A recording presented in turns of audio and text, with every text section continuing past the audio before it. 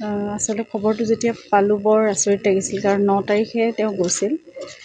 তেওঁলোক দুগৰাকী গৈছিল প্ৰগতিশীল নাৰী সমাজৰ পৰা। তেওঁলোকে এখন FIR দিছিল জুবিনৰ কেছটোৰ সন্দৰ্ভত, আৰু তাৰপিছতে দুগৰাকীক তালৈ কোৰ্টলৈ মতা হৈছিল।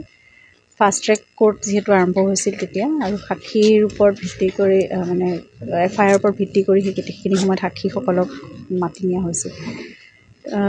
বেবী বাইদেউ গৈছিল 9 তাৰিখে, কিন্তু তেওঁৰ সাক্ষ্য গ্ৰহণ কৰা হৈছিল 10 তাৰিখে। 10 তাৰিখে সাক্ষ্য প্ৰদান কৰি তেওঁ ঘূৰি আহি হঠাৎ 17 তাৰিখে যেতিয়া বাতৰিটো পালোঁ বৰ আচৰিত লাগিছিল। কোনো কথা নাই বতৰা নাই, ইমান সুস্থ সবল এগৰাকী, আৰু খুব সাহসেৰে নিজৰ সাক্ষ্য প্ৰদান কৰি নিজৰ ক'বলগীয়াখিনি তেওঁ সম্পূৰ্ণভাৱে উপস্থাপন কৰি ন্যায় প্ৰতিষ্ঠাৰ ক্ষেত্ৰত তেওঁ যথেষ্টখিনি অৰিহণা আগবঢ়াই থৈ আহিছে। গতিকে এই কেছটোতো সবল ভূমিকা তেওঁ ইতিমধ্যে লৈছে, কিন্তু আচৰিত লাগিল আৰু খুব দুখ লাগিল যে ভগৱানে এনেকুৱা ধৰণে মানে কেনেকুৱা ধৰণৰ পৰিণামবোৰ দিয়ে, হঠাতে খবৰবোৰ আহি শুনিব লগা হয়। তেতিয়া বৰ কষ্টও পাইছিলোঁ আৰু মানে আচৰিতো লাগিছিল, দুখো লাগিছিল। প্ৰাৰ্থনা কৰিছিলোঁ যাতে তেওঁৰ পৰিয়ালটোৱে এই কঠিন সময় সন্মুখীন হ'বলৈ সাহস পায় আৰু ভগৱানে তেওঁলোকক শক্তি দিয়ক। এতিয়াও সেয়াই কামনা কৰিছোঁ, তেখেতৰ মাৰ সদগতিৰ বাবে কামনা কৰিছোঁ। কিন্তু তেওঁ আমাৰ লগত আছেই, আৰু এই ন্যায়ৰ যুঁজখনত তেওঁ ইতিমধ্যে যেতিয়া অৱতীৰ্ণ হৈছে, তেওঁ শেষ নোহোৱালৈকে তেওঁ নিশ্চয় থাকিব, আৰু সেই যুঁজ তেওঁ যুঁজি থাকিব। কায়িকভাৱে নহ'লেও তেওঁ আত্মাৰ সেই যুঁজ থাকিবই। আৰু জুবিনক যিটো ছাপোৰ্ট তেওঁ দিছে বা আমাৰ পৰিয়ালক যিটো ছাপোৰ্ট দিছে, সেই কথাটো আমি কেতিয়াও পাহৰিব নোৱাৰোঁ। আৰু ছাপোৰ্টটো আদালতৰ যিটো আদেশ আছিল, যিটো তেওঁলোকৰ পৰা এটা শুনানি দিয়া হৈছিল, সেইটো অৱমাননা কৰিছে। গতিকে সেইটোতো এটা অপৰাধ ক'বলৈ গ'লে। গতিকে সেইখিনি যেতিয়া তেনেকৈ মনে মনে কৰাৰ কিবা এটা অভিসন্ধি কৰি পেলাই তেওঁলোকে কৰি আছিলে, গতিকে তেওঁলোকৰ হেৰিটোৱে ইণ্টেনশ্যনটোৱে ভাল নহয়। কিন্তু ধন্যবাদ, বহুতো দল সংগঠন বা জুবিন অনুৰাগীসকলে সদায় এই যুঁজত তেওঁলোকে সদায় সক্ৰিয় ভূমিকা লৈ আছে।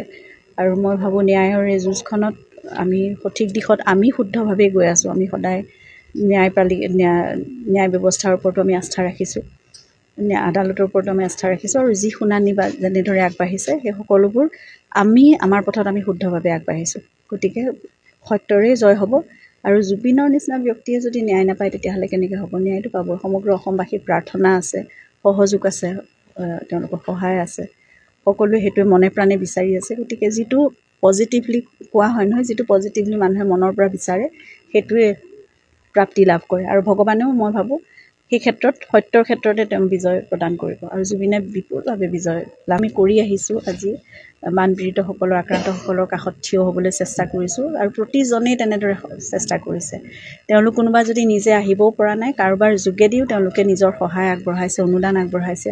কোনোবাৰ হাতত যদি তেওঁলোকৰ অৰ্থশক্তি নাই, তেতিয়াহ'লে শ্ৰমদান দিবলৈও আহিছে। সকলোৱে উঠি পৰি আহিছে, আৰু সেয়া জুবিনৰ আদৰ্শ লৈ জুবিনে যি কৰিলেহেঁতেন সেই কামটো সকলোৱে এতিয়া কৰিছে। তাৰমানে আমাৰ মাজত এতিয়া হাজাৰজন লাখজন জুবিন আছে, এজন নহয় অকল।